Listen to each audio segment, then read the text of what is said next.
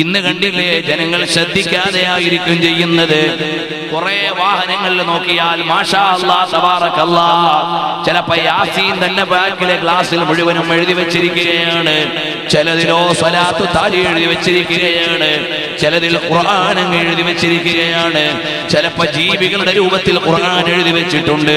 ഇന്നാ ലില്ലാഹ് അല്ലാഹുവിന്റെ ജലാലത്തിന്റെ ഇസ്മ നിന്റെ കാറിന്റെ മേലെയും താഴെയും എല്ലാം എഴുതി വെച്ച് സർവത്ര പൊടിയും ചളിയും നജസും അതിന്റെ മേലെ തെളിച്ചാൽ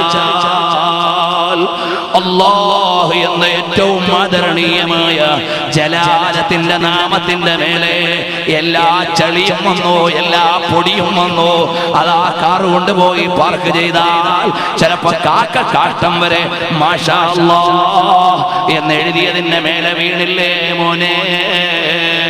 അല്ലാഹുവിന്റെ ജലാലത്തിന്റെ നാമം എഴുതിയതിന്റെ മേലെ അഴുക്ക് വീണുപോയാൽ, നജസ് വീണുപോയാൽ ഇന്നാ ലില്ലാഹ് അത് ബഹുമാനത്തിന് കേടല്ലേ മോനെ? ഇന്ന് നിരത്തി അങ്ങ് എഴുതി വെച്ചിരിക്കുകയാണ്.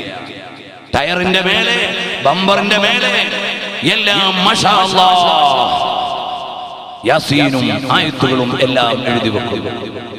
അത് പൊടിയും ചളിയും നജസും എല്ലാമായി പോയാൽ അത് ബഹുമാനത്തിന് കുറവാണ്. നീ നിന്റെ പേരെഴുതിയിട്ട് മുറ്റത്തൊന്ന് സ്ഥാപിക്കൊരു ബോർഡ്, രാവിലെ ഇറങ്ങുമ്പോ കാക്കയുടെ കാഷ്ടം അതിന്റെ മേലെ കിടന്നാൽ നിനക്ക് സഹിക്കുമോ മോനെ? എന്നാലുണ്ടോ അല്ലാഹുവിന്റെ പവിത്രമായ നാമത്തിന്റെ മേലെ എല്ലാ പൊടിയും ചളിയും വന്നാൽ സഹിക്കാൻ പറ്റുന്ന കാര്യമാണോ? അതുകൊണ്ട് അശ്രദ്ധമായി ചില സഹോദരന്മാരങ്ങനെ ചെയ്യുന്നുണ്ട്. വീട് പണിഞ്ഞുകൊണ്ടിരിക്കുമ്പോൾ മാഷാ അല്ലാഹ് തബാറകല്ലാഹ് എന്ന് വലിയൊരു ഫ്ലക്സ്. പക്ഷേ അത് ചെയ്യുന്നതിന് ഞാൻ വിരോധിക്കുന്നില്ല. വീട് ഉദ്ഘാടനത്തിന്റെ അന്ന് ആ ഫ്ലക്സ് ഏതോ പിന്നാമ്പുറത്ത് വലിച്ചെറിഞ്ഞു പോയാൽ, അല്ലാഹുവിന്റെ മഹത്വമുള്ള പേരെഴുതിയ കടലാസ് അല്ലെങ്കിൽ ആ ബോർഡങ്ങ് ചെളിയിലോ വെള്ളത്തിലോ വീണുപോയാൽ അത് നിനക്ക് സംരക്ഷിക്കാൻ കഴിയില്ലെങ്കിൽ അത് വലിയ അപകടമല്ലേ? മുൻഗാമികൾ അതെല്ലാം ബഹുമാനത്തോടെ സൂക്ഷിച്ചു. ചളിയിൽ കിടക്കുന്ന അല്ലാഹ് എന്നെഴുതിയ ഒരു തോല് അത് കഴുകിയെടുത്ത് മേലെ വെച്ചപ്പോഴേക്ക് വിലായത്തിന്റെ പദവി കിട്ടി. ഇതല്ലേ മഹാന്മാര് നമുക്ക് പകർന്നു തന്ന പാഠം. അതുപോലെ നമ്മുടെ ചങ്കിലെ ചോരയായ ലോകത്തിന്റെ മുഴുവനും നേതാവ് മുഹമ്മദുർ റസൂലുള്ളാഹി സല്ലല്ലാഹു അലൈഹി വസല്ലം തങ്ങളുടെ പേരും അവിടുത്തെ സ്വലാത്തുമെല്ലാം നമ്മൾ ബഹുമാനം കൊണ്ട് സ്നേഹിച്ചുകൊണ്ട് എഴുതി വെച്ചതാണ്. പക്ഷേ അതിന്റെ ഹുറുമത്തനുസരിച്ച് പാലിക്കാൻ നിന്റെ വാഹനത്തിന്റെ ബാക്കിലെ ഗ്ലാസ്സിൽ എഴുതിയാൽ കഴിയുമോ മോനെ? അതിലും ഈ സർവത്ര പൊടിയും ചളിയുമൊക്കെ ആയില്ലേ മോനെ? അതിന്റെ ബഹുമാനം സൂക്ഷിക്കാൻ നമുക്ക് കഴിയാതെ പോയാൽ അത് വലിയ ദുരന്തം തന്നെ. അതുകൊണ്ടത് കാത്തു സൂക്ഷിക്കണമെന്ന് സ്നേഹബുദ്ധിയാ ഞാൻ ഉണർത്തുകയാണ്. അതുപോലെ കണ്ടില്ലേ, ഇന്ന് കടകളിലേക്ക് ചെന്നാൽ, റെഡിമെയ്ഡ് ഷോപ്പുകളിലേക്ക് ചെന്നാൽ മുതലാളി ഏതാ ബൊമ്മ ഏതാന്ന് തിരിച്ചറിയൂല. കുറെ ബൊമ്മകൾ കൊണ്ട് സ്ഥാപിച്ചിരിക്കുന്നു. മുതലാളി ഏതാന്ന് സംശയിച്ചു പോകുന്നു. ഈ നിലക്ക് ആണിന്റെയും പെണ്ണിന്റെയും രണ്ടുമല്ലാത്തതിന്റെയും കുറെ പ്രതിമകൾ നമ്മുടെ സംസ്കാരത്തിന്റെ ഭാഗമല്ല. മതകീയമായി അത് ന്യായീകരിക്കാൻ പറ്റുന്നതല്ല. ഹറാമായ കാര്യമല്ലേ അത്തരം പ്രതിമകൾ വെക്കൽ? അതിൽ കുറഞ്ഞ വരുമാനം മതിയെന്ന് തീരുമാനിക്കാൻ നിനക്ക് കഴിയണ്ടേ മോനെ? അത് ചിലപ്പോൾ ഗൗരവതരമായി അറിയാത്ത ചില സഹോദരന്മാർ വെച്ചിട്ടുണ്ടാകാം. അതൊന്ന് മാറ്റിവെക്കുമോനെ. കാരണം നമ്മുടെ കയ്യിലുള്ള മതമേതാണ്?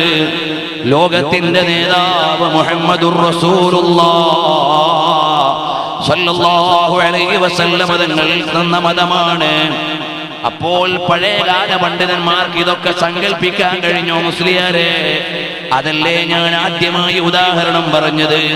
ശാസ്ത്രീയ ലോകം ടെസ്റ്റ് ട്യൂബ് ശിശുവെന്ന് ആലോചിക്കുന്നതിന് മുമ്പ് എന്തിനേറെ ഇബ്നു ഹജർ തങ്ങളുടെ തുഹഫയൊന്ന് പരിശോധിച്ചാൽ പുരുഷന്റെ ബീജം അത് ഭൗതിക ലോകത്ത് അഥവാ പൊതുവായ വായുവിൽ കൊണ്ടുവന്നാൽ അത് നിർവീര്യമായി പോകുമെന്നാണ് ഇബ്നു ഹജർ തങ്ങളുടെ കാലത്തെ ഡോക്ടർമാരുടെ വിവരം.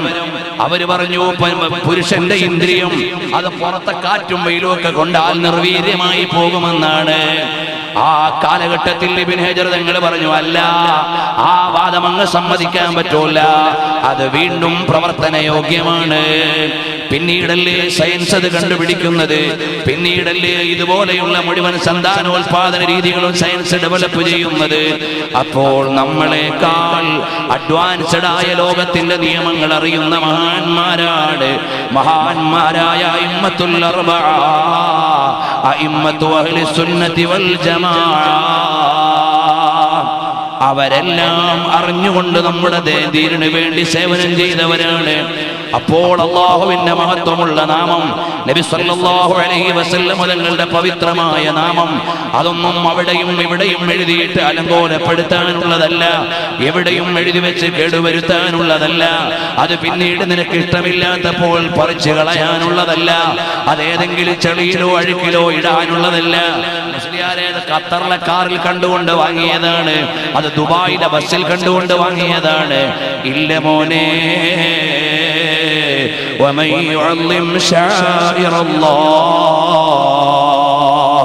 അല്ലാഹുവിന്റെ ശിആറുകളെ മാനിക്കണം, അതിനെ ബഹുമാനിക്കണം.